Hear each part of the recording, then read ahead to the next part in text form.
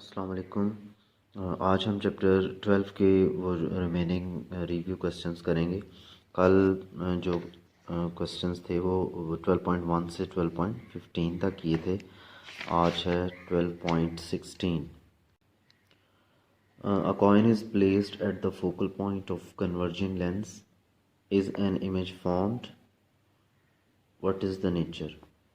तो आपने सीखा था कि जब भी ऑब्जेक्ट जो है वो लेंस या मिरर की फोकल पॉइंट पर हो तो उससे रिफ्लेक्ट या रिफ्रैक्ट होने वाली रेज पैरेलल हो जाती हैं, आपस में इंटरसेक्ट नहीं करती, तो इमेज फॉर्म नहीं करता। तो इसका आंसर है no image is formed.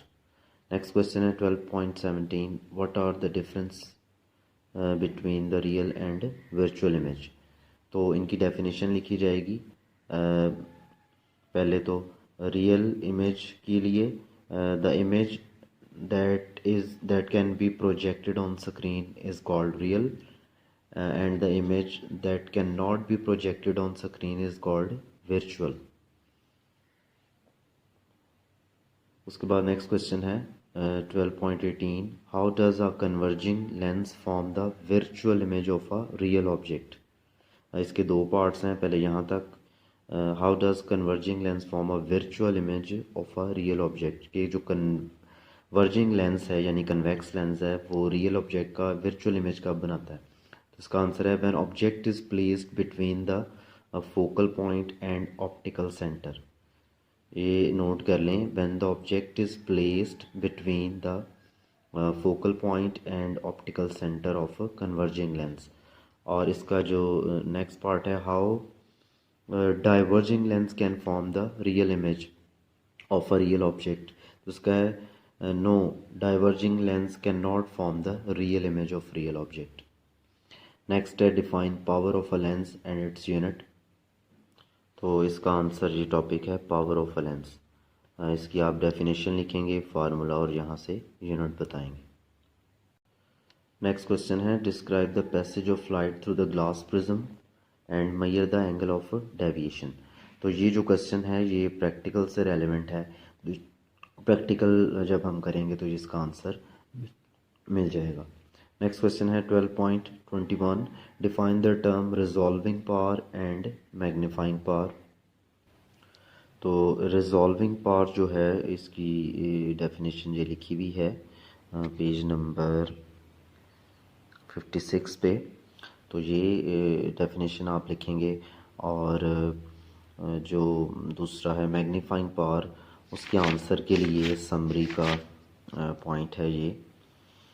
Magnification of a spherical mirror is or thin lens is defined as the ratio of image height to the object height, और ये फार्मूला लिखेंगे। नेक्स्ट क्वेश्चन है draw the ray diagrams of.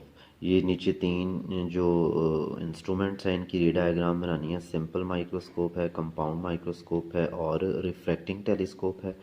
और next question BC से relevant है इन्हीं topic से। 12.23 mention the magnifying power of the following object optical instruments. इसमें भी ये तीन इंस्ट्रूमेंट्स हैं, सिंपल माइक्रोस्कोप, कंपाउंड माइक्रोस्कोप और रिफ्रैक्टिंग टेलीस्कोप। तो इसके आंसर के लिए इन्हीं के टॉपिक्स में इनकी रे डायग्राम्स भी हैं और इनकी मैग्निफिकेशन पावर भी है। तो सबसे पहले जो है सिंपल जो माइक्रोस्कोप है, सिंपल माइक्रोस्कोप जो है वो एक सिंपल लेंस है, ये उसकी रे डायग्राम है और ये उसका मैग्निफिकेशन फार्मूला है। कंपाउंड माइक्रोस्कोप के लिए ये उसकी रे डायग्राम है और ये इसकी मैग्निफिकेशन का फार्मूला है। और रिफ्रैक्टिंग टेलीस्कोप के लिए ये इसकी रे डायग्राम है और ये मैग्निफिकेशन फार्मूला। नेक्स्ट क्वेश्चन है draw the ray diagram to show the formation of image in the normal human eye. तो ह्यूमन आई के अंदर जो इमेज फॉर्मेशन है उसके लिए उसी टॉपिक में डायग्राम है। टॉपिक है human I.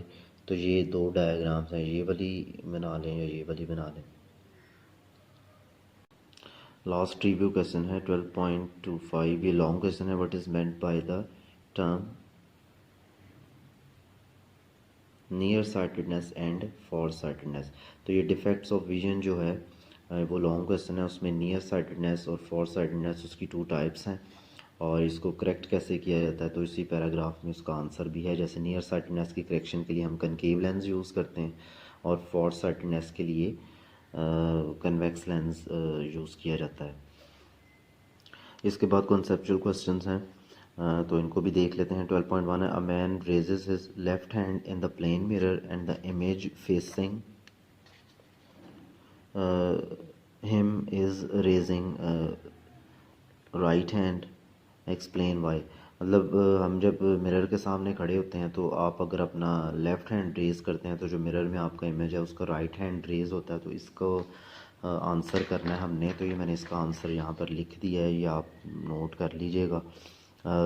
Light rays coming from the hand and reflected in a mirror causes us to see an inverted image. Therefore, the image of the whole body is inverted and the left hand appear as right hand. तो आपको पता है कि mirror में से reflection होती है और रिफ्लेक्शन के बाद जो इमेज बनता है वो इन्वर्टेड होता है। तो पूरी बॉडी का जो लेफ़्ट है वो राइट हो जाएगा, इन्वर्ट हो जाएगा, तो इस वजह से वो जो लेफ़्ट हैंड है वो राइट अपीयर होता है। इसके बाद जो सेकंड क्वेश्चन है, in your own words explain why light waves are refracted at the boundary between two materials. Two materials mean two mediums के दरमियान जो बाउंड्री है, यहाँ से मीडियम चेंज हो रहा है तो वहाँ पर रिफ्रैक्शन क्यों होती है।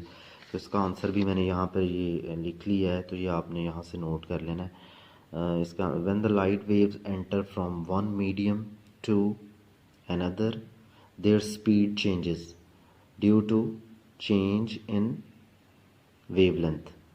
तो ये जो वेवलेंथ चेंज होती है इसकी वजह से स्पीड चेंज होती है, जो फिनोमेना रिफ्रैक्शन कहलाता है। तो wavelength of the wave depends upon the density of the medium. तो जो वेवलेंथ है ये डिपेंड करती है मीडियम की डेंसिटी पर। तो अगर मीडियम चेंज होगा तो वेवलेंथ चेंज होगी, तो वेवलेंथ के चेंज होने की वजह से स्पीड चेंज होती है। तो ये स्पीड चेंज होना और वेवलेंथ चेंज होना ये फिनोमेना रिफ्रैक्शन कहलाता है। So at the boundary between two medias refraction occur. Next question है, explain why a fish under water appear to be at different depth below the surface than the actual is. Does it appear deeper or shallower? इसके answer के लिए है light coming from the fish under water deviate from its original path due to refraction. तो यहाँ पर भी medium change हो रहा है तो रिफ्रैक्शन अकर होगी, जिसकी वजह से जो फिश से आने वाली लाइट रेज हैं वो डेविएट करेंगी। तो इस वजह से जो फ़िश है वो अपनी ओरिजिनल पोजीशन से डिस्प्लेस नज़र आएगी। तो and image is displace from its original path. तो दूसरा पार्ट में उन्होंने पूछा कि वो डीपर नज़र आएगी या शैलोअर, तो इसका आंसर है शैलोअर। इसके लिए ये फिगर बनी हुई है बुक में फ़िश की। 12.4 क्वेश्चन है, वाई और why not concave mirror are suitable for makeup. कि क्यों वो सूटेबल है और क्यों सूटेबल नहीं है कनकेव मिरर जो है मेकअप के लिए। तो इसका आंसर भी मैंने यहाँ पर नोट किया हुआ है।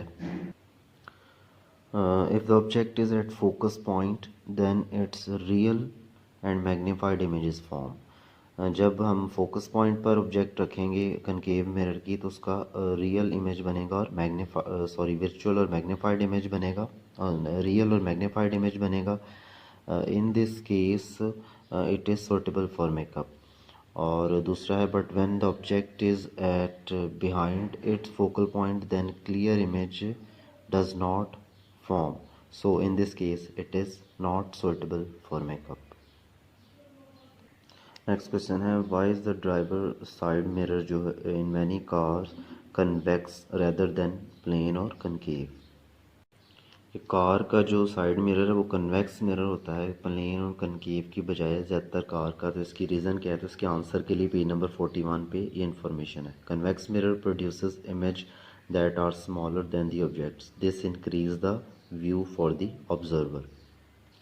12.6 conceptual question है when an optician testing room is small he uses mirror to help him to the eyesight of the patient help him to test the eyesight of the patient कि जब वो जो optician है जो eyesight test कर रहा है उसका रूम अगर छोटा हो तो वो मिरर यूज़ करते हैं उसकी टेस्ट के लिए डिस्टेंस बढ़ाने के लिए तो इसको एक्सप्लेन करना है वाई तो इसका आंसर जो है पेज नंबर 38 पर ये डू यू नो जो इन्फॉर्मेशन नीचे लिखा हुआ है the image you see in the mirror is at the same distance behind the mirror as you are in front of it कि जो आपका इमेज है मिरर में वो मिरर से उतना ही पीछे है जितना आप मिरर से सामने तो यूँ मिरर के सामने है तो यूँ ये डिस्टेंस जो है वो डबल हो जाता है तो इसके आंसर में आप ये वाली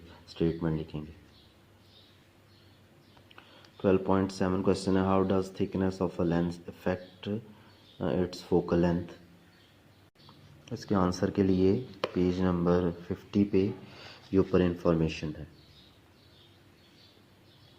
A lens with a long focal length is thin at its surface, not strongly curved. A lens with a short focal length is fatter, its surface are strongly curved. Next question है under what condition will a converging lens form the virtual image और next है under what condition will the converging lens form a real image that is the same size as the object. Virtual image के लिए और same size object के लिए क्या conditions हैं तो सेम साइज इमेज के लिए object should be placed at 2f और वर्चुअल इमेज के लिए लास्ट वाली जो फिगर है object should be placed between focal point and optical centre last question है 12.10 why do we use refracting telescope with the large objective lens of large focal length तो इसका answer मैंने note down किया हुआ है ये आप नोट कर लीजिएगा due to the large focal length of the objective lens the image of the distance object is formed between the eyepiece and its focus तो आपको पता है जो आई पीस और उसकी फोकस पॉइंट के दरमियान इमेज आता है वो आई पीस उसको फर्दर मैग्नीफाई करता है वर्चुअल इमेज को then the eyepiece form the large and virtual image of distance object